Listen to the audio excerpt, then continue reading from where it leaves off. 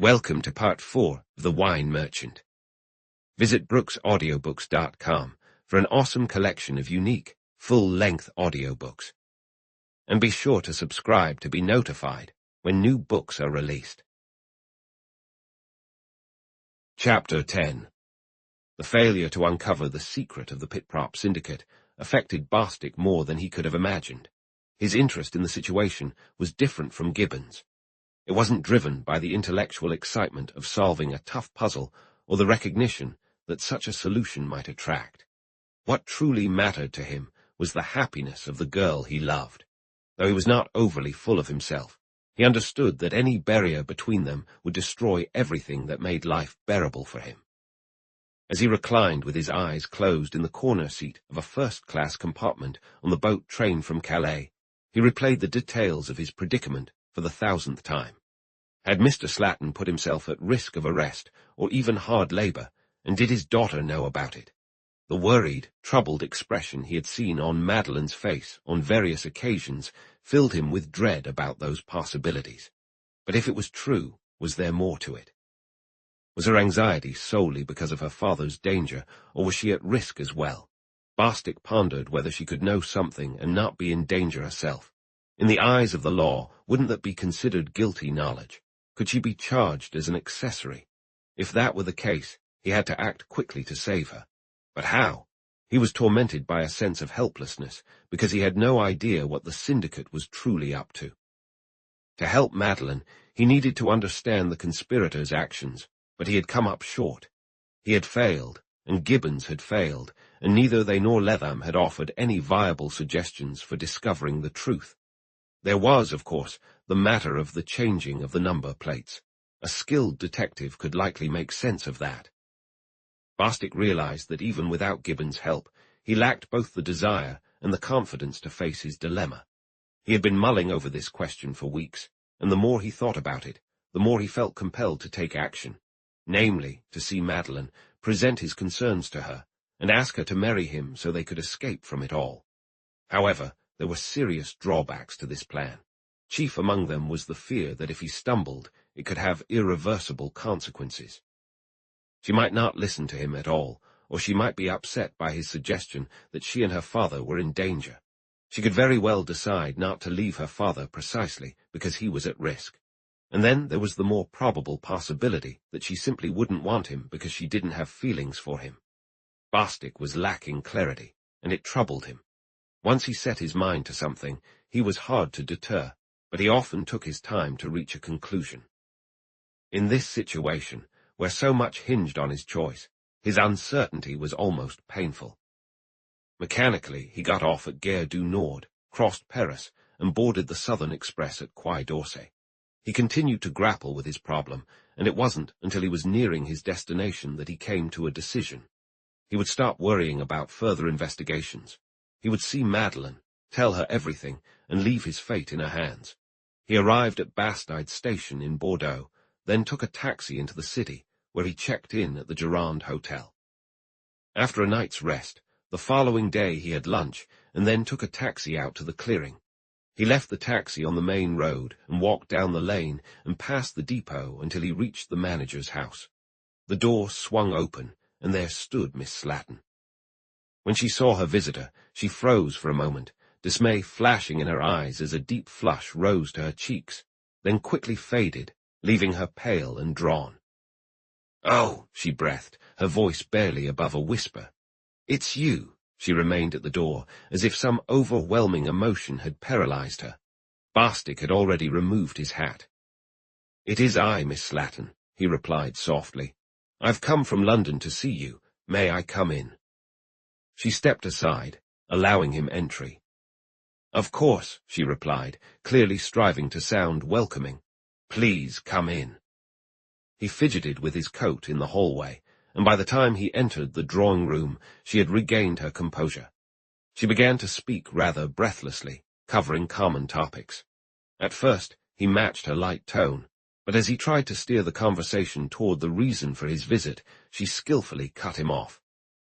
"Would you like some tea?" she asked, standing up and moving toward the door. No, thank you, Miss Slatton, really. I wanted to." But I want some tea, she insisted, smiling. Come, help me prepare it. You have to have some to keep me company. Reluctantly, he complied. During the tea-making, she deftly kept any serious discussion at bay. Once they were settled back in the drawing-room, however, he could no longer hold back. Forgive me, he pleaded earnestly, for bothering you, but it's incredibly important to me. We might get interrupted. Please, just listen to what I have to say. Without waiting for an invitation, he launched into his confession. His voice was rough, his words stumbling, and he contradicted himself as he spoke, but the message was clear. He loved her, had loved her since the first day they met. He loved her more than anything else in the world. She covered her face with her hands. Oh, she exclaimed, her voice rising in panic. Don't keep going. Please don't say it. She waved her hands in despair. I can't bear to listen. I tried to stop you. Bostick felt a cold heaviness settle unto his heart. But I will speak, he said hoarsely. It's my life that's on the line. Don't tell me you can't listen. Madeleine, I love you. I want you to marry me. Please say you'll marry me. Madeleine, just say it. He dropped to his knees before her, taking her hands in his. My darling, he whispered fiercely, I love you enough for both of us. Please say you'll marry me. Just say. She pulled her hands away, her voice cracking. Oh, she cried, heartbroken, and then she broke into uncontrollable tears. The sight maddened Bostick beyond measure. What a fool I am, he gasped. I've made you cry. For heaven's sake, just stop. Nothing else matters if only you stop. He was nearly overwhelmed by despair as he pleaded with her. But soon he regained himself and spoke more calmly. At least tell me why, he urged. I know I don't have the right to ask, but it's so important. Please, is it someone else? She shook her head weakly through her sobs. Thank goodness for that. Tell me again. Is it that you don't like me? Again, she shook her head. You do like me, he exclaimed breathlessly. You do, Madeleine. Just say it. Please say that you do. She made a determined effort to steady herself. You know I do, but, she began in a shaky voice. In a fit of excitement, he interrupted her. Madeleine, he cried wildly, grasping her hands again. You don't. Could it be possible that you love me? This time she didn't pull away. Slowly she lifted her eyes to his, and in them he found his answer. In an instant she was in his arms, and he held her tightly to his chest. For a breathless moment she lay there, a happy smile on her lips, but then the moment faded. Oh, she exclaimed, struggling to break free. What have I done? Let me go. I shouldn't have. Sweetheart, he said, his voice filled with a sense of triumph. I'll never let you go as long as I live. You love me. What else matters? No, no, she cried again, fresh tears streaming down her cheeks. I was wrong. I shouldn't have let this happen. It can never be. He laughed harshly. Never be, he repeated. Oh, my dear, it is. I'd like to know what or who could stop it now. It can never be, she insisted, her voice heavy with despair. You don't understand. There are obstacles. She argued, but he first scoffed and then pleaded. He demanded to know what the barrier was, then he begged again, but to no avail. She would only repeat that it could never be. And then, suddenly the thought of the syndicate struck him, and he sat there, almost gasping with disbelief, as he realized that he had completely forgotten about it. This mysterious business that had consumed his thoughts for nearly 2 months was suddenly irrelevant. It seemed unbelievable. Yet here it was. A wave of relief passed over him, and he couldn't help but laugh. He turned to Madeleine. I know, he exclaimed with triumph, the obstacle, and it's nothing at all. It's this syndicate business that your father is involved with. Now tell me, isn't that it? The impact of his words on her was immediate. She flinched, then sat in stunned silence, the color draining from her face, leaving it pale and ghostly. Fear and horror filled her eyes, her fingers clenched until her knuckles turned white. Oh, she stammered, her voice trembling. What do you mean by that? Bostick reached for her hand again. Sweetheart, he said gently, don't let what I said upset you. We know the syndicate is involved in something that, Well, it might not stand up to close examination, but that doesn't concern us. It won't change our relationship. The girl seemed frozen in terror. We know, she repeated in a daze. Who is we? Why, Gibbons and I. We stumbled upon something secret quite by chance. Both Gibbons and I were intrigued. He has a knack for solving puzzles, and he thought he might gain some recognition if the matter turned out to be illegal and he could expose it. I, on the other hand, was aware that Mr. Slatten's involvement could somehow impact you. Yes, her voice was barely a whisper, the words struggling to pass her dry lips. Bostick felt a deep sense of unhappiness. He knew he had to tell her the unvarnished truth. He was uncertain if she would view his snooping on the syndicate as inappropriate, but even at the risk of his own happiness, he couldn't bring himself to deceive her. My dear, he said gently, please don't think any worse of me than you must, and I'll share everything with you. Do you remember our first day here, when you met me in the lane and we walked to the mill? She nodded. Do you recall that a truck had just arrived, and I paused to stare at it? Well, I noticed that the license plate had been switched. Ah, she gasped. I feared you had. Yes, I saw it, though it didn't mean anything to me at the time. But it piqued my interest, and one night in London, I casually mentioned it at the club just to spark conversation. Gibbons was there, and insisted on discussing it as we walked home. As I mentioned, he has a fascination with mysteries, and this one captured his attention. He was planning to take a motorboat trip across France, and suggested I join him so we could stop by here on our way to see if we could solve this puzzle. At that moment, neither of us thought there was anything amiss. He was simply curious. I wasn't really interested in the mystery, but I admit I jumped at the chance to come back and see you again, on the condition that we wouldn't be engaging in any spying. So I agreed to his proposal. Bostick paused for a moment, but the girl, her eyes locked on his face, remained silent. He continued, While we were in that area, Gibbons, who is very observant and clever, noticed a couple of things that raised his suspicions. Without telling me, he snuck on board the Girondin and overheard a conversation between Mr. Slatten, Captain Beamish, Mr. Buller, and Henry. He quickly realized that something serious and illegal was happening, though he didn't find out what it was. That sounds like spying to me, she said, her tone accusatory. It was, he admitted. I can only say that, given the circumstances, he felt justified in doing it. Go on, she prompted, cutting him off. We went back to England and stayed at our offices for about a week. But Gibbons felt we couldn't just walk away from it, or we'd be complicit. Besides, he was genuinely interested. He suggested that we should dig deeper into it. I agreed this time, but I ask you, Madeleine, to believe me when I say my motives were pure, and to judge me by those. He mentioned reporting what he had uncovered to the police, and if I hadn't agreed to help him, he would have done just that. I wanted to avoid any trouble, especially for Mr. Slatten, so I agreed. Believe me, that was my only reason for getting involved. I believe you, she replied. Now, finish what you need to tell me. We found out from Lloyd's list that the Girondin had docked in Hull. We went there, and at Selden, 7 miles upstream, we discovered the depot where she was unloading her cargo. You're not familiar with it.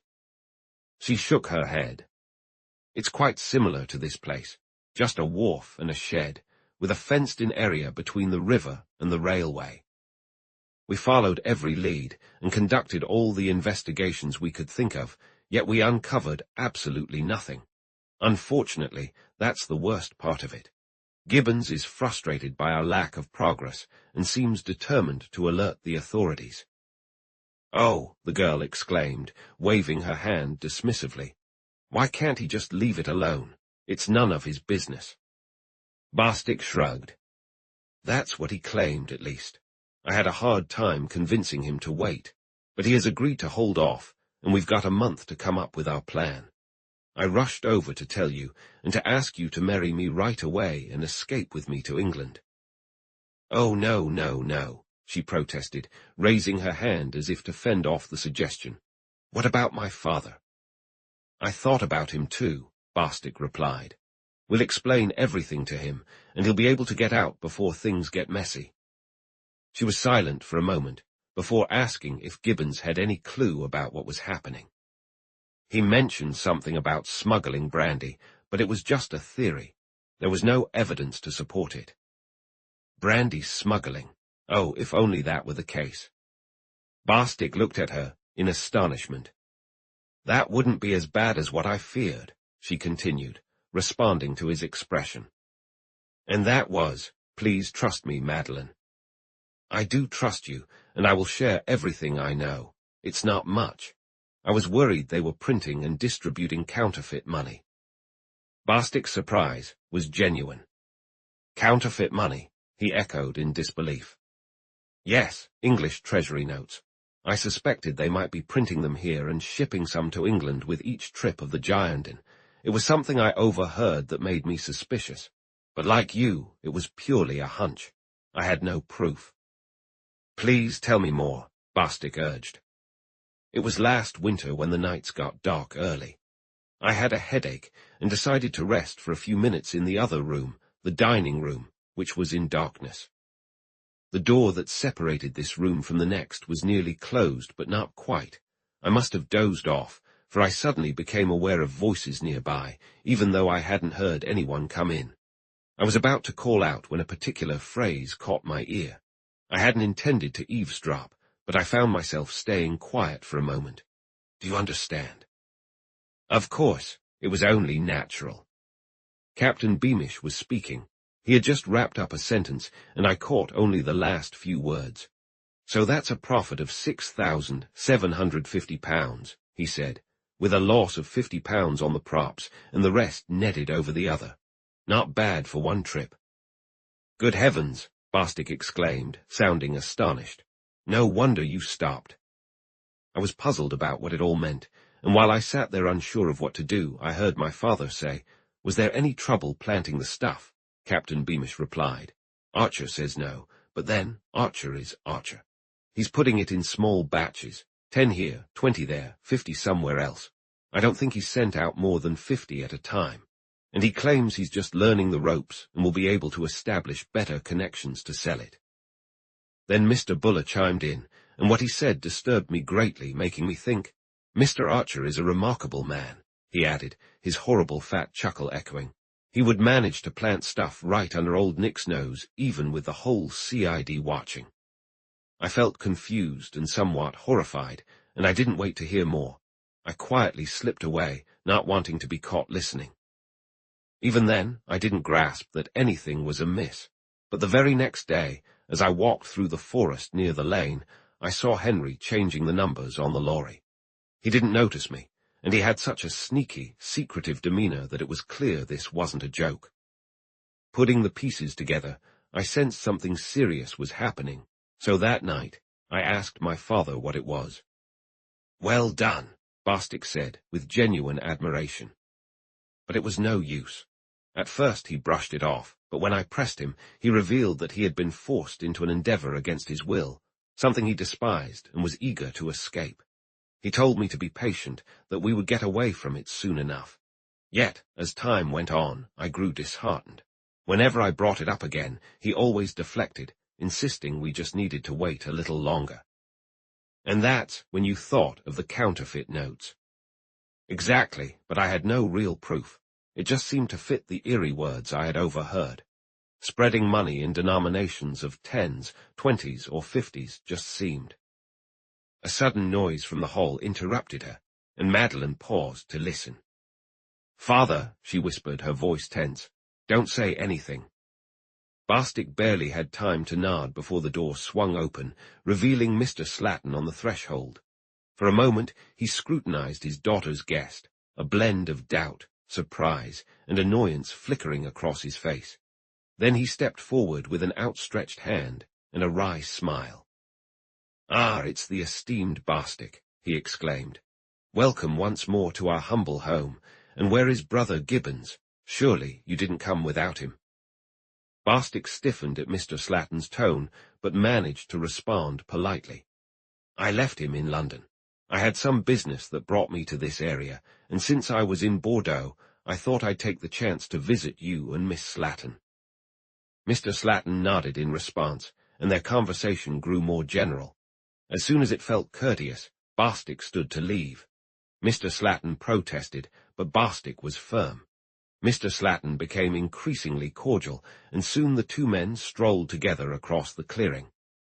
Bostick had not found another chance for a private conversation with Madeleine, but he held her hand and smiled at her encouragingly as he said goodbye. As the taxi whisked him swiftly back to Bordeaux, his mind was completely occupied with thoughts of her. It wasn't that he was actively thinking about her, but rather she seemed to fill his entire consciousness. He felt numb, and a dull ache for her settled in his chest, almost like a physical pain. Yet it was a pain mixed with exhilaration, for though she had not accepted him outright, she had at least confessed her love for him. It was an astonishing thought. He smiled ecstatically, but then the sense of loss crept back in, and he gazed gloomily ahead into the empty distance. As the evening wore on, his mind drifted to what she had said about the syndicate. Her theory about forged notes had taken him completely by surprise, and he wondered if she had truly stumbled upon the heart of the mystery. The part of the conversation she had overheard undoubtedly pointed in that direction. Planting stuff seemed to be the technical term for passing off forged notes, and her mentions of 10s, 20s, and 50s suggested the same. Furthermore, her comment about forming connections to get rid of it seemed to imply finding agents who would take several notes at once, passing them on a few at a time, likely for a fee. However, there was a significant issue. Her theory did not account for the bigger picture. The elaborate workings of the pit-prop industry were unnecessary just to transport forged notes from France to England. Notes could easily be hidden on a traveller taking one of the usual routes. Hundreds could be sewn into the lining of an overcoat, or thousands tucked into the double bottom of a suitcase. Of course, a frequent traveller would need a believable reason for his trips, but that would pose no challenge to men like those who made up the syndicate. Regardless, by taking turns travelling along the dozen or so well-travelled routes between England and the continent, the constant flow of journeys could be mostly concealed. Bostick pondered, why print the notes in France at all? Why not produce them in England and skip the hassle of importing? Overall, there seemed to be little support for this idea, along with several strong arguments against it, and he felt certain that Madeleine must be mistaken, just as he and Gibbons had been. Oh, he was so weary of the whole affair. He no longer cared what the syndicate was doing. He never wanted to hear about it again. All he wanted was Madeleine, and nothing else mattered. His thoughts drifted back to her as he had seen her that afternoon. Her neat figure, her delicate demeanour, those brown eyes filled with worry, her little shell-like ears peeking out from her hair, the tears. He felt a cold sweat break over him at the memory of those tears. Soon he began to wonder what his next move should be, and he quickly decided he must see her again, and without delay. The next afternoon, he found himself once more at the house in the clearing. This time, an elderly servant opened the door, handed him a note, and informed him that Mr. and Miss Slatton had gone away for several days. Disappointed, he turned away, and in the quiet of the lane he opened the note. It read, Friday. Dear Mr. Bostick, I feel it is entirely impossible for us to part without saying more than we could exchange during our interrupted conversation this afternoon. With a heavy heart, I am writing to say, Dear Mr. Bostick, goodbye. I have truly enjoyed our brief friendship, and I will always treasure that you spoke to me as you did. However, it is precisely because I hold you in such high regard that I cannot involve your life in the terrible darkness that envelops mine. Though it pains me to say this, I must ask you to accept my answer as final and to put our meeting behind you. I am leaving home for a while, and I sincerely ask that you spare us both any further heartache by not trying to follow me. Oh, my dear, I cannot express how deeply saddened I am. Yours truly, Madeleine Slatton. Bostick was completely devastated by her words. Mechanically, he got back into the taxi, where he slumped against the seat, grasping the note tightly and unaware of his surroundings. His pale lips kept murmuring, I'll find her. I'll find her. Even if it takes my entire life, I'll find her and marry her. Like a man in a daze, he returned to his hotel in Bordeaux, and there, For the first time, he drank himself into a state of oblivion. Chapter 11. Several days passed, and Bostick, heartbroken and physically unsettled, lingered in Bordeaux, too shaken by the blow he had received to take any decisive action. He came to realize that Madeleine Slatten had turned him down because she loved him, and he promised himself that he wouldn't rest until he had seen her and convinced her to change her mind. But for the moment, his energy was gone, and he spent his days smoking in the garden, lost in his thoughts. He had visited the manager's house 3 times, only to be told each time that Mr. and Miss Slatten were still away. Neither there nor from the foreman at the works could he find out their addresses or when they would return. He had also jotted down a couple of brief notes to Gibbons, simply saying he was on a new lead and to hold off on any moves until he had more information. He was utterly exhausted by the Pit-Prop Syndicate beyond his feelings for Madeleine, and wanted nothing more than to never hear its name again. However, after a week filled with gloom and self-pity, his practical side began to re-emerge, prompting him to reconsider his situation. He genuinely believed that the best way to ensure Madeleine's happiness was through his own, meaning their marriage. He understood the reasons behind her refusal, yet he hoped that, with persistence, he could, as he thought of it, reason with her.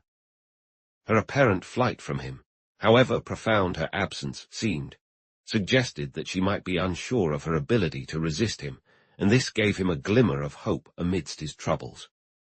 Deciding to pursue a new strategy, he resolved to visit the clearing one more time, hoping that Mr. Slatten would have returned. The next afternoon found him driving along the now familiar road. The heat hung heavy in the air, stagnant beneath the trees. The freshness of early summer had faded, and there was a subtle hint of autumn approaching, evident in the darkening greens of the firs and the overgrown shrubs and wildflowers clinging to life along the roadside, finding a struggle to survive among the pine needles. Bostick stared ahead at the long, white stretch of the road, wrestling with what he would do if his search ended in disappointment once more. Madeleine couldn't stay away forever, he mused. Mr. Slatten, at least, would have to return to his duties, and it seemed odd that he couldn't glean any information from her father about her whereabouts. However, his visit to the manager's house proved as fruitless as before. The woman who had delivered the note opened the door and reiterated her earlier statement. Mr. and Miss Slatten were still away. Bostick turned away, feeling despondent, and made his way back across the clearing and down the lane. He had told himself not to expect anything from the visit, yet the outcome left him feeling bitterly disappointed. Even worse than his disappointment was the gnawing uncertainty about his next move, or any plan that might lead him to the object of his hopes. He trudged down the lane, his head lowered and his brows furrowed, only half aware of his surroundings. As he rounded a bend, he looked up in a daze and suddenly stopped, as though paralyzed. For a moment his heart seemed to stop, then it began racing wildly, nearly choking him. Coming toward him, just a few yards away, was Madeleine. She noticed him at the same time and halted with a soft gasp, her face twisting in fear. For what felt like an eternity, they simply stared at each other until Bostick regained his composure, dashed forward, and took her hands in his. "Madeleine! Madeleine!" he cried, his voice breaking. "My dear, my love!" He nearly sobbed as he tried to pull her close, but she pushed him away. "No, no," she gasped. "You must, I've told you, it can't happen." He begged her fiercely, passionately, and finally in despair. Yet he could not change her mind. She kept insisting it was impossible. "Just tell me this," he pleaded at last. "Would you marry me if the syndicate didn't exist? I mean, if Mr. Slatten wasn't involved?" At first, she remained silent, but soon, overwhelmed by his determination, she burst into tears and admitted that her fear of disgrace from the syndicate's actions was the only reason she couldn't accept. "Then," Bostick said firmly, "let's go back and talk to Mr. Slatten about what can be done." Her eyes widened in fear. "No, no," she cried again. "He would be at risk. He might do something that would anger the others, and his life could be in danger. I can't trust Captain Beamish and Mr. Buller. I truly believe they would do anything to protect their secret. He's trying to find a way out, but he can't be rushed. He will do what he can." "But my love," Bostick argued, There's no harm in discussing it with him. That wouldn't bind him to anything. But she refused to consider it. If he thought my happiness depended on it, she said, he would break ties with them no matter the cost. I can't take that chance. You must leave. Oh, please, dear, you must go. Just go, she urged, almost in a panic. It's for the best for both of us. Bostick, torn apart by his anguish, realized he could no longer ignore her wishes. I will go, he replied sadly, since that's what you want, but I will never give you up. Not until one of us is dead, or until you marry someone else. I will never give you up. Oh, Madeleine, please have mercy and give me some hope, something to hold on to until this turmoil passes. She started to respond, but abruptly stopped, listening intently. The lorry, she exclaimed. Go. She pointed frantically down the road and hurried back toward the clearing. Bostick watched her until she disappeared around a bend in the lane, swallowed by the trees. With a heavy heart filled with despair, he turned to make his way toward the road. The lorry, driven by Henry, rounded the next curve and passed him by. Henry, while offering a respectful nod, couldn't help but smile sarcastically at Bostick's glum appearance. But Bostick was too lost in his own suffering to care what the driver thought. Almost physically ill with misery and disappointment, he climbed back into his taxi and headed back to Bordeaux. The next few days felt like a haunting nightmare, filled with a grim sense of permanence.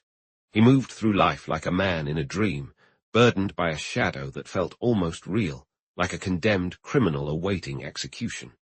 The desire to see Madeleine again, to hear her voice, to feel her presence, was so overwhelming it was nearly unbearable. Time and again, he told himself that if she had cared for someone else or had outright said she couldn't love him, he would have accepted it and gone on to live the rest of his life elsewhere as best he could. But the thought that the greatest challenge of his pursuit, the insurmountable obstacle, had been overcome, drove him to madness. She loved him. Incredible and miraculous though it might seem, it was the undeniable truth. And knowing this made it all the more unbearable that a mere adherence to convention could come between him and the happiness that was so close. Even worse, this adherence to convention was meant to protect him. What, he wondered, did it matter about him? Even if the worst were to happen, and she faced humiliation because of her father, wasn't all he really wanted the chance to share that burden with her? And if foolish, narrow-minded people chose to talk, what did it matter? He could easily do without their company. Wild fits of rage alternated with numb despair, but with each passing day, his longing to be near her intensified until he could no longer ignore it. He dared not force his presence upon her again, fearing her anger would shatter the fragile hope he clung to desperately. Still, he thought he could be close to her without risking disaster. He rented a bicycle, and after darkness fell that evening, he rode out to the lane. Leaving his bike by the roadside, he walked to the edge of the clearing. The night was enchanting, calm and silent, with just a hint of chill in the air. A crescent moon shone softly, casting a silvery glow over the clearing, illuminating the pale wood of the freshly cut stumps and casting deep shadows from the eerie buildings. It was nearing midnight, and Bostick eagerly scanned the clearing for the manager's house. His anticipation was rewarded when he spotted a light shining from the window he knew to be hers. He moved slowly closer, keeping to the edge of the clearing and beneath the shade of the trees. Some shrubs had taken root on the open ground, and behind a clump of them not far from the door, he settled down, filled his pipe, and surrendered to his dreams. The light still flickered in the window, but just as he watched, it vanished, plunging the front of the house into darkness, which felt oddly unwelcoming to him. Perhaps she'll look out before going to bed, he thought, gazing forlornly at the blank, indifferent opening. Yet there was no sign of movement within. He lost track of time as he lay dreaming of the girl who had become more important to him than anything else, even his own life. It wasn't until he felt his body stiffening and cramped from the cold that he glanced at his watch. Nearly 2 o'clock. He looked wistfully out the window, realizing it offered him no comfort, and decided it was time to head back, given how little peace of mind he was finding here. He turned slowly to stand up, but just then he noticed a flicker of movement at the side of the house in front of him. He froze, watching intently.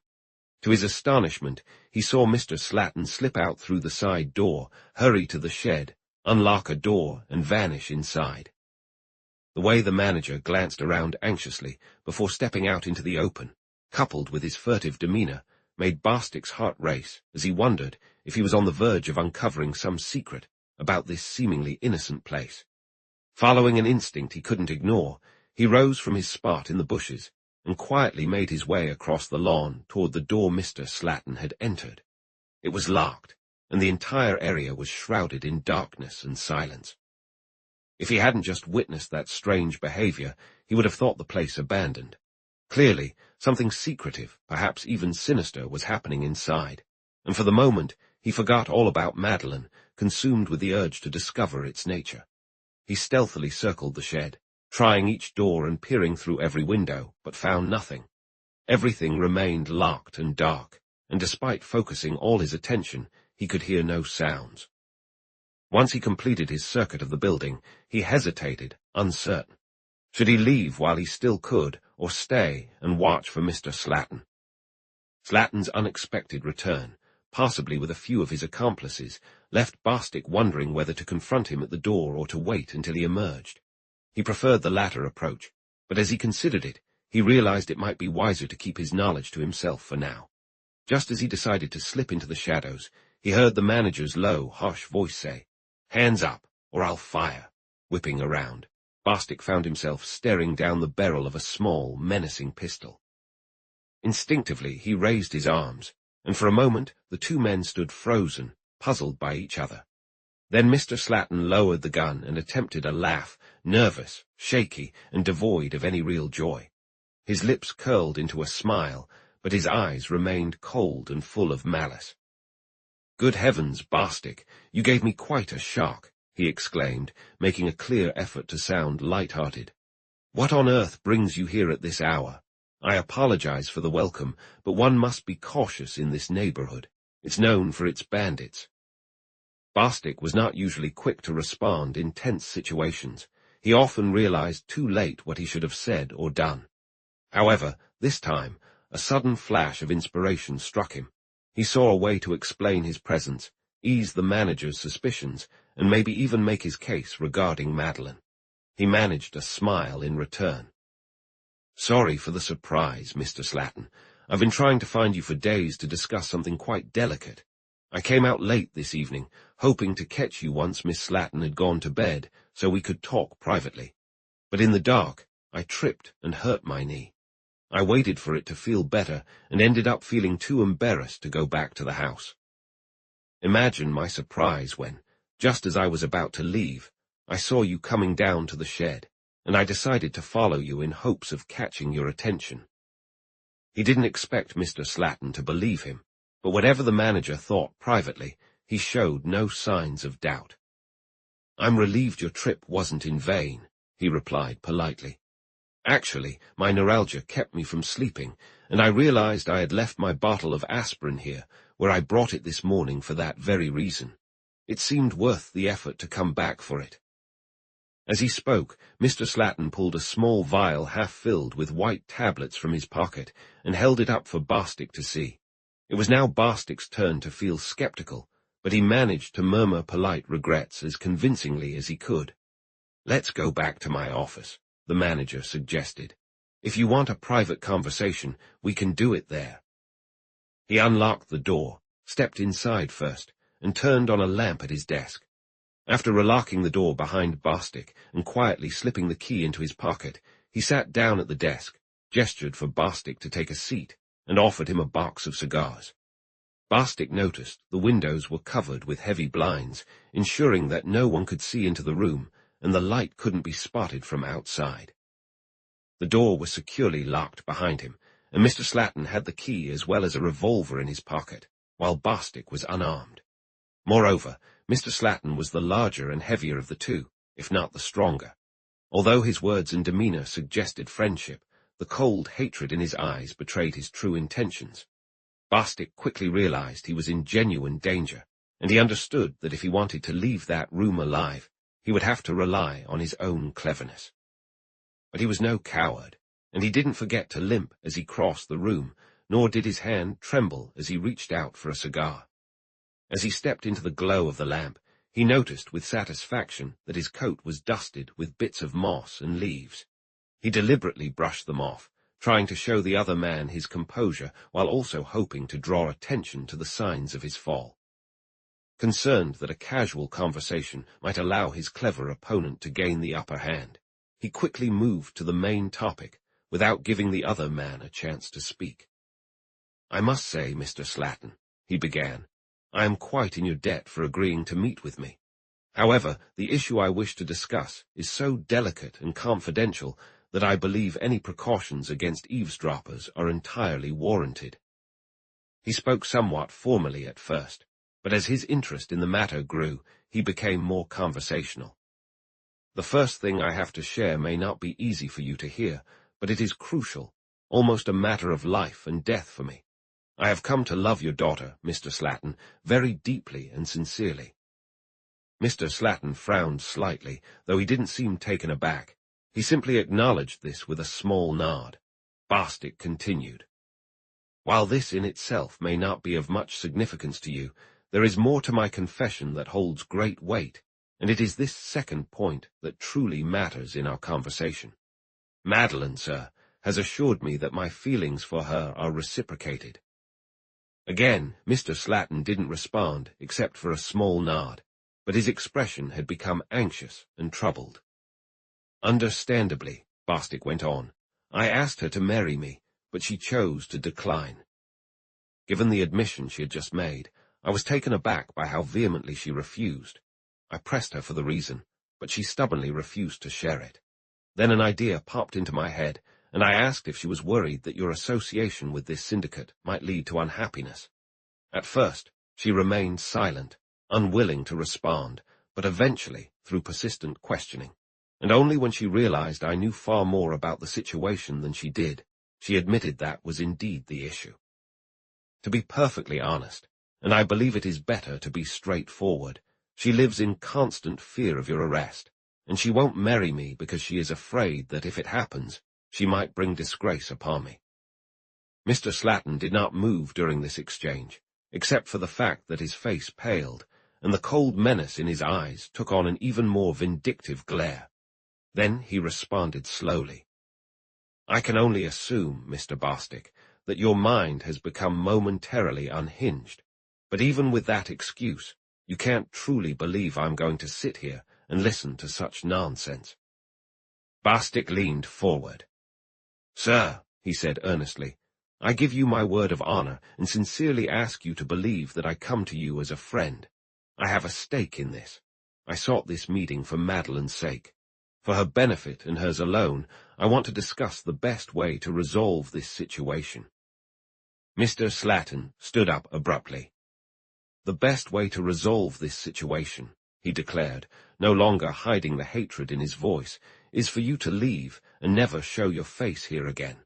I'm astounded by you." He pulled out his automatic pistol. "Don't you realize that you are entirely at my mercy? If I wanted to, I could shoot you like a dog and toss your body into the river, and no one would ever know what happened to you." Bostick's heart raced. He felt a nagging fear that all it would take was a moment of turning his back to end up with a bullet in it. He forced himself to appear more confident than he really felt.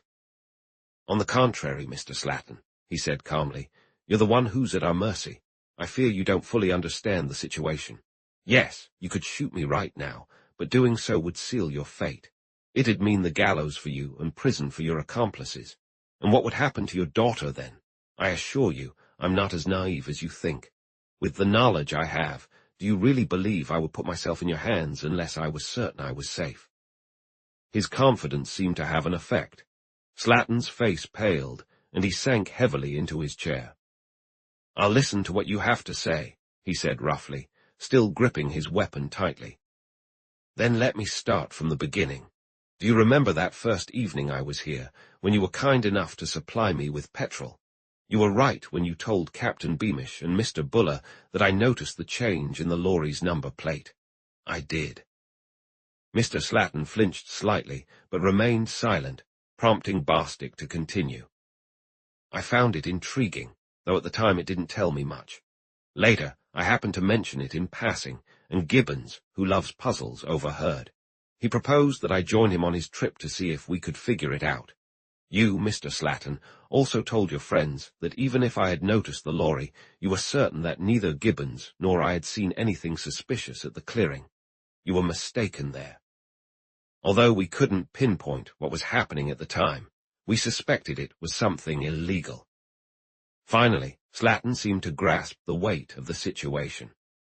He sat still, his focus locked on the speaker. As Bostick remained quiet, he took the opportunity to shift slightly. "Please go on," he said, his voice a raspy whisper as he licked his dry lips. "I would like you to picture the situation as we left it." Gibbons was convinced he was on the trail of a criminal syndicate involved in extensive illegal activities. He thought that by sharing the information he had gathered with the police, the dismantling of the organization and the arrest of its members would be guaranteed, and he would gain significant recognition for it. However, he lacked insight into the specific operations, and he hesitated to step forward, worried that if he rushed without further investigation, he'd lose the chance to present a solid case to the authorities. Thus, he was quite eager for us to continue our inquiries at what I would refer to as the English end of things. I hope my explanation is clear. Once more Slatton nodded, remaining silent. My situation was different. By that point, I had developed feelings for Madeleine, and I realized how any revelation would impact her. I wanted to keep things under wraps, so I urged Gibbons to pursue his second idea and conduct a more thorough investigation to strengthen his case. He insisted that my help was a condition for his agreement, so I agreed to assist him.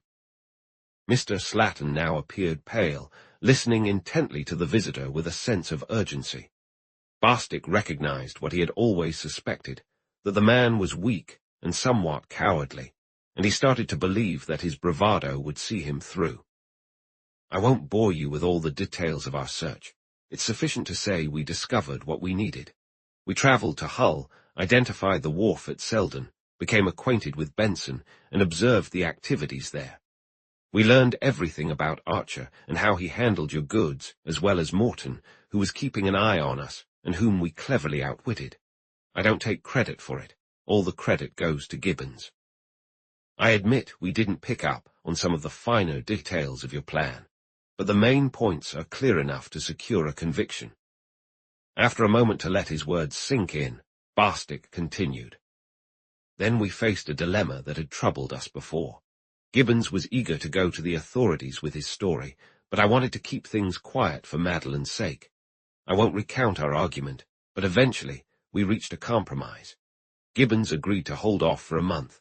Out of respect for our friendship and the help I had given him, he decided to give me the time to sort something out regarding Madeleine.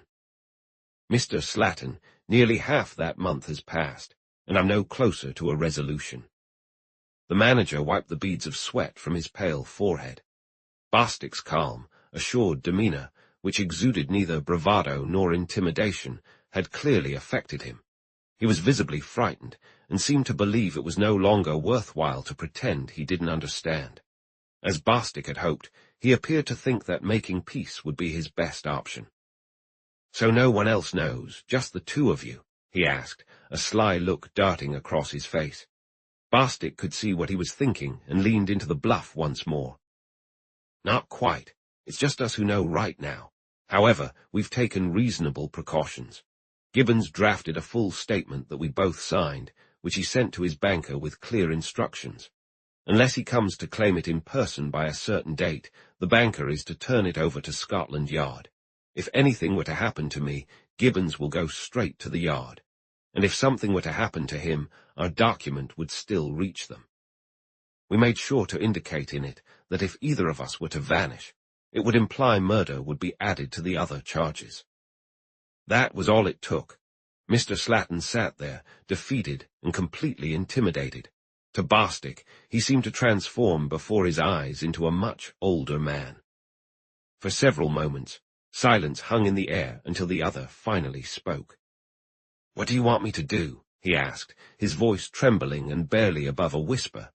Bostick's heart raced. "To think about your daughter, Mr. Slatton," he replied without hesitation. "All I want is to marry Madeleine, and for her sake, I need you to distance yourself from this situation before it all comes crashing down." Mr. Slatton wiped the sweat from his brow again. "Good heavens," he exclaimed hoarsely. "I've been trying to escape this since it began. I was dragged into it against my will, and I would give anything to follow your advice and get free. But I can't. I just can't." He buried his face in his hands, sitting still, resting on his desk. "But your daughter, Mr. Slatton," Bostick pressed on. "Something has to be done for her sake." Mr. Slatton thrust his fists into the air in frustration. "Damn it," he shouted, a burst of rage surging through him. "Do you think I care about myself? Do you think I would sit here listening to you if it weren't for her? I swear, I'd shoot you where you stand if I didn't know that she cares for you. That's the only reason you're still alive." He jumped to his feet and began to pace back and forth, agitated. "Listen to me," he said with wild intensity. "Leave now before I do something I regret. I can't take any more of this right now. Go and come back Friday night at the same time. I'll have my decision then. Here, the key." He slammed it down on the desk. "Get out now before I really lose it." Bostick hesitated for a moment, considering whether to stand his ground. However, he quickly realized that he'd pushed his luck as far as it would go, and his companion was so agitated that it was hard to predict his next move. So he decided it was wiser to walk away, simply saying, "Very well, Friday night," as he unlocked the door and left. Overall, he felt satisfied with the meeting. First and foremost, he had managed to dodge a serious threat. Just as importantly, he had opened a conversation with Mr. Slatton about Madeleine. The man had acknowledged that he understood his daughter's feelings and hadn't voiced any objections to the relationship. Moreover, they both had reached an understanding about Mr. Slatton's own situation. He had practically accepted that the syndicate was a criminal conspiracy and had indicated he would do nearly anything to extricate himself from it. Lastly, he had promised to provide an answer regarding the entire matter in 3 days. It was a small victory, Bostick thought.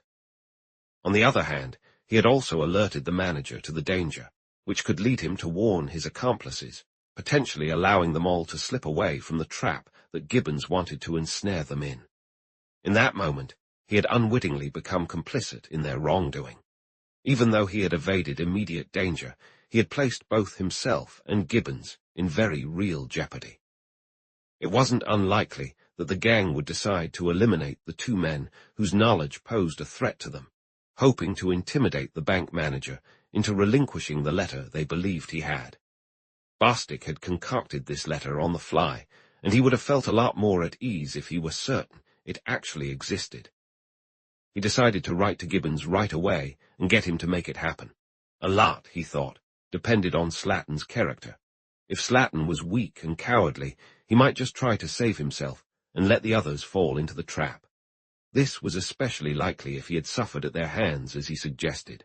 On the flip side, a strong man would surely consult his fellow conspirators and ensure they put up a good fight for their freedom and profits. He had been thinking about all of this when it suddenly struck him that Mr. Slatton's presence in the shed at 2 in the morning needed a lot of explaining. He didn't buy the aspirin story for a second. The man had seemed so shifty while talking that Bostick had decided he was lying at the time. So, what could Slatton have really been doing? He pondered the questions, but came up empty. Then it occurred to him that since he was doing nothing that evening, he might as well ride out to the clearing again and see if anything was happening at night. By midnight, he was once more hidden behind a cluster of bushes with a clear view of both the house and the shed. It was another perfect night, and he found himself daydreaming about the girl who felt so close in body and spirit, yet was so impossibly out of reach. Time dragged on, the hours ticking by until his watch showed 2 o'clock. Just as he thought he wouldn't have to wait much longer, he was caught off guard to see Mr. Slatton appear again at the side door of the house, moving stealthily and secretively like the night before, hurrying to the shed and letting himself in through the office door. Initially, Bostick considered following him again, hoping to uncover the nature of these strange activities. However, he quickly realized that he couldn't risk being discovered. If Slatton found out he was being watched, he would certainly question Bostick's claim of knowing the syndicate's secret. It was wiser to stay under the radar and observe what unfolded.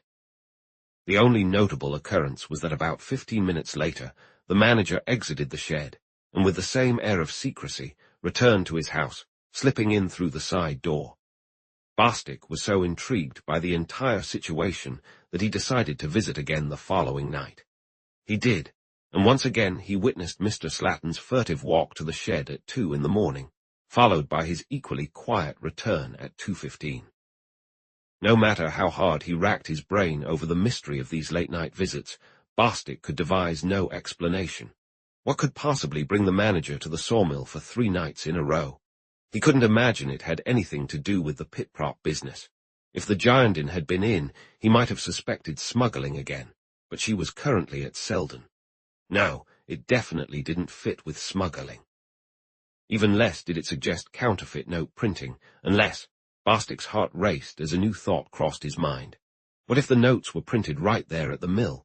What if there was a cellar beneath the engine house, and the work was carried out at night? True, they hadn't seen any signs of a cellar, but if this theory was accurate, it was unlikely they would. At first glance, this idea seemed like a genuine breakthrough, but further reflection revealed significant flaws. First, it didn't clarify Slatton's nightly visits. If the manager had spent several hours in the works, it might suggest the operation of a press, but what could possibly be accomplished in just 15 minutes? Moreover, this seemed to eliminate the idea completely. If the notes were being produced at the clearing, then why change the lorry numbers? That would be part of the operation, unrelated to the illegal activity. After considerable reflection, Bostick had to admit to himself that this was yet another perplexing puzzle they were facing. The next night was Friday, and as arranged with Mr. Slatton, Bostick made his way to the clearing, arriving at the works door at 2 in the morning. Mr. Slatton answered the knock without delay, locked the door behind him, and led Bostick to his office. He didn't waste any time with small talk. "I've given this a lot of thought, Bostick," he said, his demeanor starkly different from their previous meeting. "I must say that although you have a vested interest, your approach towards me has been fair, if not generous. I've made a decision, and I hope you will understand and support my plan. There's a syndicate meeting scheduled for Thursday week. I would have attended regardless, but I've decided that no matter the outcome, I will announce that I'm leaving them. I'll cite health issues as my reason, which is unfortunately true, as my heart is severely compromised. I can easily obtain the necessary doctor's notes. If they accept my resignation, great. I'll move to join my brother in South America, and you and Madeleine can finally marry. If they refuse, well," Mr. Slatton shrugged, "your problems will be resolved in another way." He paused, and Bostick opened his mouth to respond, but Mr. Slatton raised a hand for silence and continued. "I must admit, I've been incredibly troubled for the past 3 days trying to figure out the best course of action, and even now I'm far from certain that this is the right choice. I don't want to betray my old friends, and because of Madeleine, I can't betray you either. That means I can't warn the others about the danger they're in, but I also won't hand your life over to them. If they found out what I know now, you and Gibbons would be dead within 24 hours. Mr. Slatton spoke plainly, and with a certain dignity, and Bostick found himself not only believing what he heard, but also understanding and sympathizing with Slatton's difficult situation. It was clear that his troubles were largely of his own making, but there was no way to determine how much he had put himself at the mercy of his associates through his own wrongdoing or through mistakes and weaknesses. After an hour of discussion, Mr. Slatton agreed to break all ties with the syndicate, move to his brother in Chile, and do his best to persuade his daughter to stay in England and marry Bostick. In return, Bostick promised to hold off on reporting to Scotland Yard for another week, giving Slatton the time he needed to make his arrangements. With nothing keeping him in Bordeaux, Bostick left for London that day. The next evening, he sat with Gibbons in his rooms, discussing their situation. Gibbons was initially reluctant to delay their trip to the yard, but he eventually agreed after Bostick, explained his commitment to postponing the visit. As the days dragged on, heavy with anxiety and suspense for Bostick, his fate and the fate of the woman he loved hung in the balance. The most frustrating part of it all was his complete powerlessness. There was nothing he could do, no action that would distract him or ease the tension building in his mind.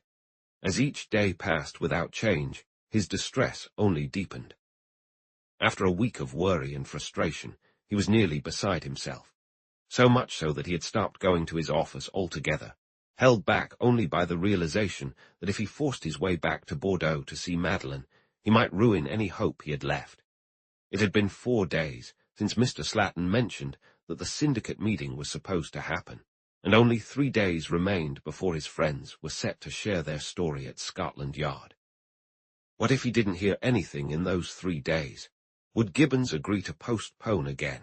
He doubted it, and anxiety gnawed at him as he pondered whether to cross over to France for another meeting with Mr. Slatton.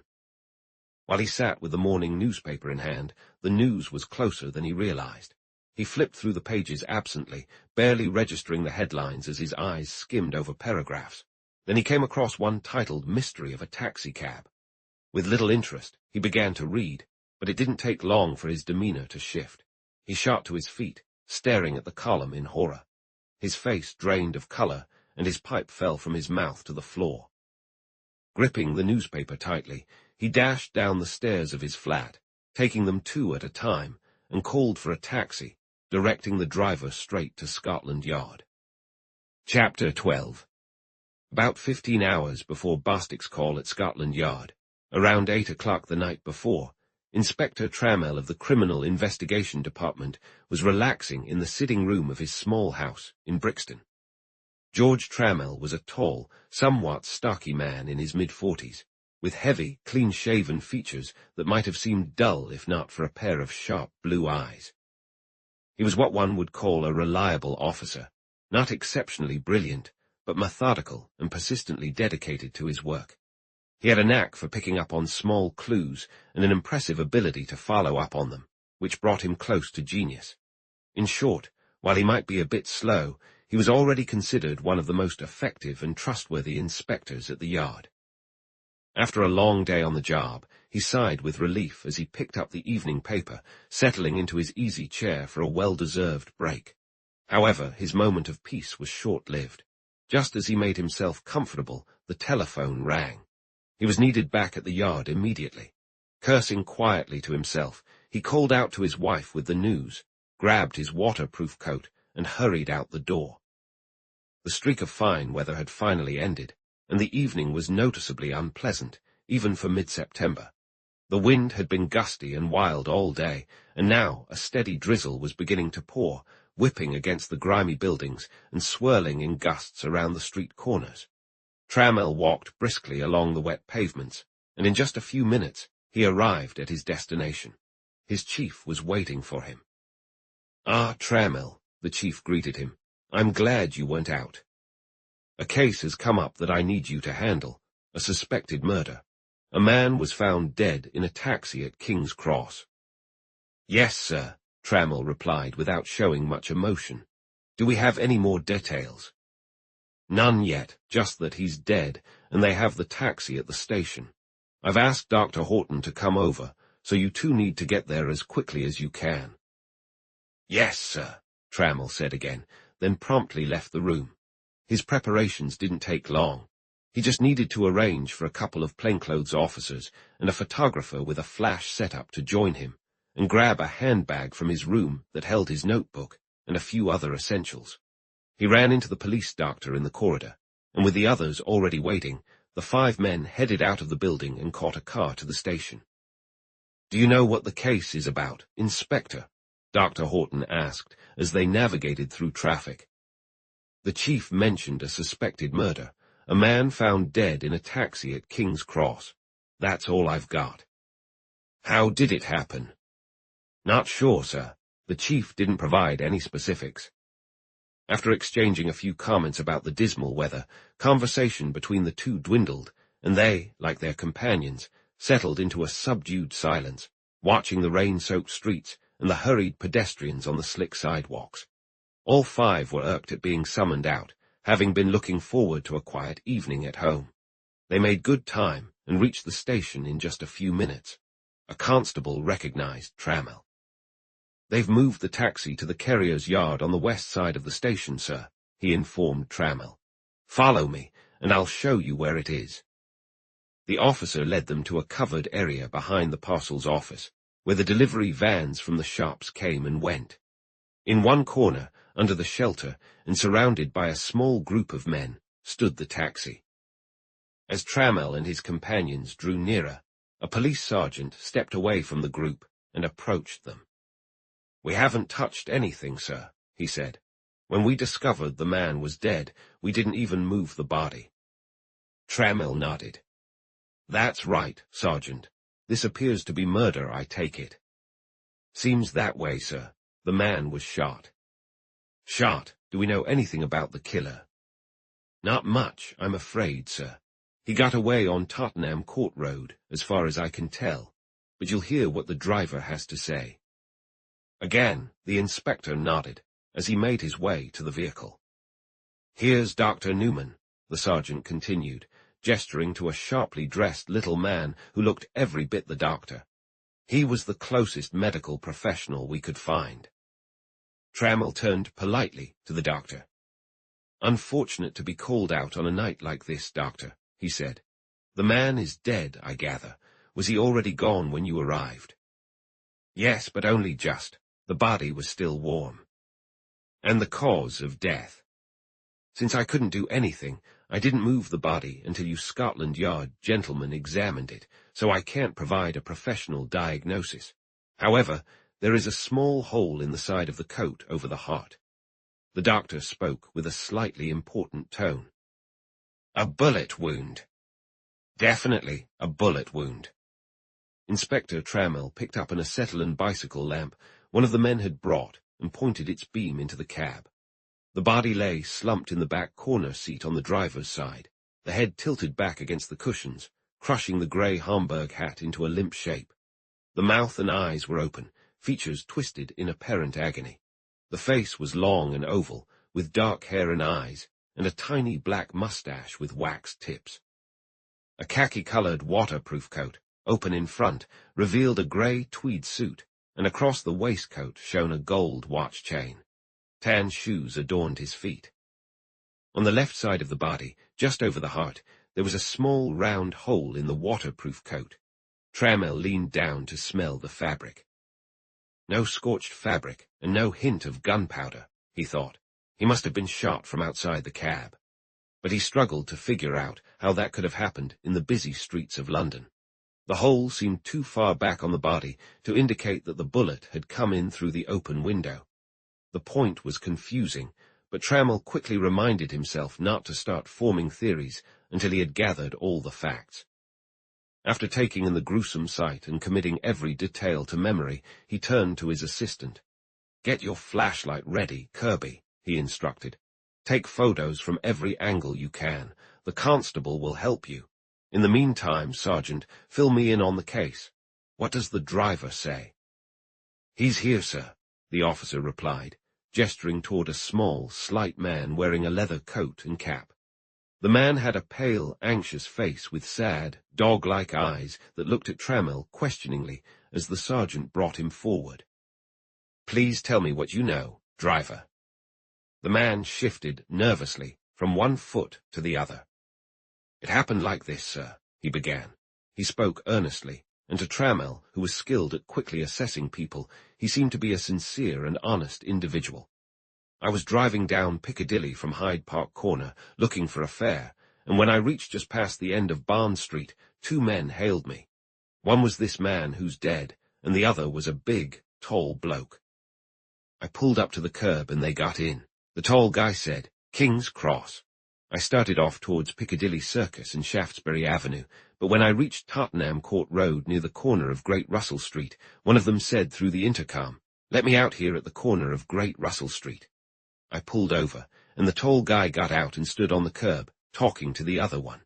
Then he said, 'I'll join you at 3 o'clock tomorrow,' before shutting the door. He handed me a shilling and said, 'That's for you,' and added, My friend will settle up at the station. I drove on, but when the porter opened the door here, he pointed to a porter standing nearby, the man was dead. That's all I know about it. His statement was clear and straightforward, yet Trammell frowned, recognizing that seemingly simple cases often turned out to be the most complicated. He took his time, going over what he had heard in his mind before attempting to gather more details. "What time did you pick up the men?" he asked. "About 7:30, or maybe 20 to 8. "Did you see where they were coming from?" "No, sir. They were just standing on the curb, and the tall one gestured for me to stop." "Would you recognize the tall man if you saw him again?" The driver shook his head. "I don't think so, sir. It was raining, and he had his collar pulled up and his hat pulled down over his eyes. I couldn't really see his face." "Can you describe him as best as you can?" "He was a tall man, taller than you, and quite broad too. A large man, I should call him." "How was he dressed?" "He wore a waterproof coat, khaki in color, similar to yours, with the collar turned up around his neck." "And his hat?" "It was a soft felt hat, dark, either brown or green. I couldn't really say, with the brim turned down in front." "And his face? Goodness, you must have seen his face when he handed you the shilling." The driver looked frustrated. After a moment he replied, "I can't be sure about his face, not with the collar pulled up and the hat down low. It was raining, and the wind was howling." "Did the other man respond, when the tall one spoke to you in the cab?" "I didn't hear any reply at all, sir." Inspector Trammell paused to gather his thoughts, then pressed on with a different approach. "Did you hear a gunshot?" he asked sharply. "I heard it, sir, that's for sure, but at the time I didn't think it was a shot, and I didn't believe it came from my cab. We were just passing the Apollo Theater, where a crowd of cars was letting people out, and I thought it was a tire blowing out. Someone's tire just met its end, I thought, but I didn't think much more of it. Driving up Shaftesbury Avenue when the theaters are letting out requires your full attention." "You mentioned you didn't think the shot came from your cab. Why do you believe that now?" "It was the only sound that resembled a shot, sir, and if a man had been shot, it must have happened then." Trammell nodded. There was something perplexing about all this. If the shot had been fired by the other occupant of the cab, as the driver's testimony suggested, there should have been powder residue on the coat. If that wasn't the case, and if the bullet had come from outside, the other passenger would certainly have stopped the car and called for a police officer. As he considered the matter, he realized that some corroborating evidence might still exist. If the bullet had come through the left-hand window, it must have been down because there was no hole in the glass. In that case, the wind, which was blowing from the northwest, would have pushed the rain inside, and drops would still be visible on the cushions. He needed to check for them right away. He paused to ask the driver one last question. Could he recognize the voice that instructed him through the speaking tube to stop, compared to the man who had given him the shilling? The driver confirmed, and Trammell turned to one of the plainclothes officers. "You heard what this driver said, Jones," he said. "You should head out right away and speak to the officers on duty at the corner of Great Russell Street, where the tall man got out, and in Piccadilly, where both got in. Check around the hotels nearby, like the Albemarle and any others that come to mind. If you find any leads, follow them up and keep me updated on what you discover at the yard." The officer quickly left, and Trammell stepped back to the taxi. By this time, the assistant had finished taking his flashlight photographs, and the inspector, picking up a bicycle lamp, looked again inside the cab. After a quick examination, he noticed there were no raindrops on the cushions, but his search was not in vain. This time he looked more closely and saw a dark object nearly hidden under the seat. He pulled it out. It was a piece of thick black cloth, about a yard square. Puzzled, he held it up by two corners, and then the mystery began to unravel. The cloth had two small holes in it, and around one of the holes the fabric was singed and smelled faintly of burnt powder. It became clear what had happened. To conceal both the flash and the sound of the gun, the murderer had wrapped his weapon in a double layer of heavy cloth. It had certainly fulfilled its purpose, and Trammell grabbed it eagerly, hoping it might give him a lead on its owner. He folded it and set it aside for later review, turning back to the body. With his guidance, the body was carefully lifted onto an ambulance stretcher provided by the railway crew and taken to an unused office nearby. There, the clothing was removed, and while the doctors attended to the remains, Trammell rummaged through the pockets, laying out their contents on one of the desks. The clothing itself revealed little useful information. True, the waterproof coat and shoes had labels from the manufacturers, but both items were mass-produced by large companies, and questioning them would likely yield little. None of the garments had a name or any identifiable mark. Trammell then focused on the contents of the pockets. In addition to a gold watch and chain, a bunch of keys, a knife, a cigarette case, loose coins, and other small items typical for a man of the deceased's stature. 2 items caught his attention with the potential to provide more insight. The first was a folded sheet of paper that turned out to be a receipted hotel bill. It revealed that a Mr. Slatton and another guest had checked into the Peveril Hotel in Russell Square 4 days prior. Trammell grunted in satisfaction. It likely offered a straightforward way to uncover the deceased's identity and possibly even track down the companion who already piqued Trammell's interest. This promising lead needed to be followed up immediately. He called over the other plainclothes officer. "Take this bill to the Peveril, Matthews," he instructed.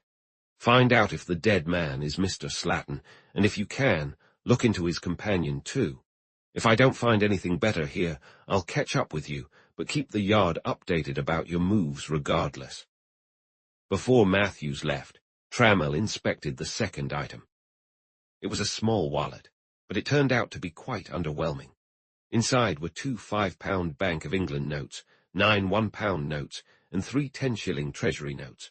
There was also the return half of a third-class train ticket from Hull to King's Cross, a Great Northern cloakroom ticket, a few visiting cards that read Mr. Francis Slatton, and finally, a photograph by Kramer of Regent's Suite featuring a young woman, around 20 years old. Trammell mentally noted 3 potential leads these items suggested. Inquiries in Hull, finding the girl through Messrs. Kramer, and most importantly, tracking down luggage or a parcel in some Great Northern cloakroom, which, if recovered, might provide him with additional insight. The presence of the money also seemed significant, implying that robbery was not the motive behind the murder. After packaging the clothes for transport to the yard, documenting the statements of the driver and the porter who had made the grim discovery, and coordinating with the doctors regarding the handling of the body, Trammell locked up the taxi and assigned a constable to take it to Scotland Yard. With the cloakroom ticket in hand, he set out to locate the office that had issued it. The rooms were all closed for the night, but an officer from the station master's office accompanied him, and after a brief search, they located the item corresponding to the ticket. It was a small suitcase, locked, and Trammell took it with him, planning to open it later. Having completed his work at the station, he returned to the yard, suitcase in tow. Though it was getting late, he forced the lock and sat down to examine the contents. Unfortunately, he found nothing of interest. The suitcase contained items a middle-class man would typically carry on a week or 2-long trip, a suit of clothes, clean underwear, toiletries, and the like. Trammell could not find anything that stood out. Meanwhile, he received telephone updates from the 2 plainclothes officers. Jones reported that he had interviewed all the constables on duty at the relevant locations, but he had no leads. The staff from nearby hotels and restaurants couldn't provide any help either. The call from the Peveril revealed a bit more detail. According to Matthews, the manageress had been very polite, and had even fetched several staff members in hopes that they could answer his questions. However, the information he gathered was limited. First and foremost, it was clear that the deceased was Mr. Slatton. He had been accompanied by a Miss Slatton, whom the manageress believed to be his daughter. She had heard him call her Madeleine. The pair had arrived for dinner 5 days earlier, registering as F. Slatton and Miss Slatton, and had checked out around 11 on the morning of the murder. During their stay, they had gone out frequently, but they came and went at different times, which suggested they hadn't spent much time together. Nevertheless, they seemed to be on affectionate terms. They hadn't left any address for forwarding letters, and no one knew where the two visitors intended to go after they left. Neither the manageress nor her staff had seen anyone matching the description of the tall man. Inspector Trammell felt a wave of disappointment wash over him. He had hoped that Mr. Slatten's fellow guest might be the murderer, leaving behind some clue to reveal his identity. Still, the daughter's insights could be crucial, and his next priority should be finding her to hear her story. She might come forward on her own, especially if she saw news of the murder in the papers, or if her father's disappearance prompted her to contact the police. But Trammell knew better than to count on that. She might have set off on a journey the day before, and it could be some time before she found out about the tragedy. No, he would have to track her down as if she were the one responsible for the crime. Glancing at his watch, he was surprised to see it was already past 1 o'clock. There was nothing more to be done that night, so he sighed in relief and made his way home. The next morning, he arrived back at the yard by 8. His first priority was to examine the taxi in daylight for any marks or belongings left by its recent passengers. He was meticulous and thorough, checking every inch of the floor and cushions, and testing the door handles and window straps for fingerprints, but found nothing. He then went over the dead man's clothes and those in his suitcase again, took prints from the deceased, and started organizing everything for the inquest. Next, he met with Dr. Horton, who informed him that Mr. Slatten had died from a bullet fired from a very small automatic pistol, clearly chosen to minimize noise and flash, and not designed for long-range shooting. Once he had the details, he decided it wouldn't be too soon to visit the Peveril and start searching for Miss Slatten. He called for a taxi, and a few minutes later he was sitting in the office of the manageress. She recounted what Matthews had already shared, and he personally spoke with the various staff members who had interacted with the Slattens. He also searched their rooms, inspected the blotting paper on a table where the young lady had been seen writing with a mirror, and questioned an elderly lady guest who had befriended her. But he found nothing. The girl had completely disappeared, and he saw no way to track her down. He settled into the lounge and lost himself in thought. Suddenly an idea struck him. He froze for a moment, then let out a small gasp. "Goodness," he murmured. "What a fool I've been. How could I have overlooked that?" He jumped up and quickly made his way out of the lounge.